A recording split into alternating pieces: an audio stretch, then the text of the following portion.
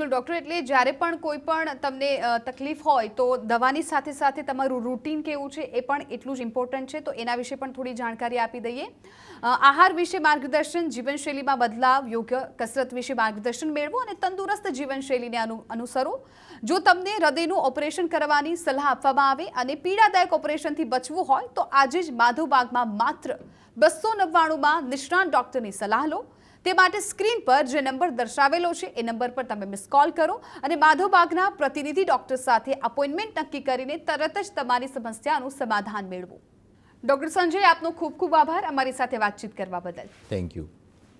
જો તમે પણ ડાયાબિટીસથી પીડાતા હોવ અથવા તો ડાયાબિટીસને કારણે તમને કોઈ પણ હૃદય રોગની સમસ્યા હોય, શરૂઆતી દોર હોય કે ઘણા વર્ષોથી હોય, તો તમે પણ આયુર્વેદિક સારવાર માટે માધવબાગનો સંપર્ક કરી શકો છો અને આવી જ ઇન્ફોર્મેશન માટે તમે સતત જોડાયેલા રહો TV9 સાથે.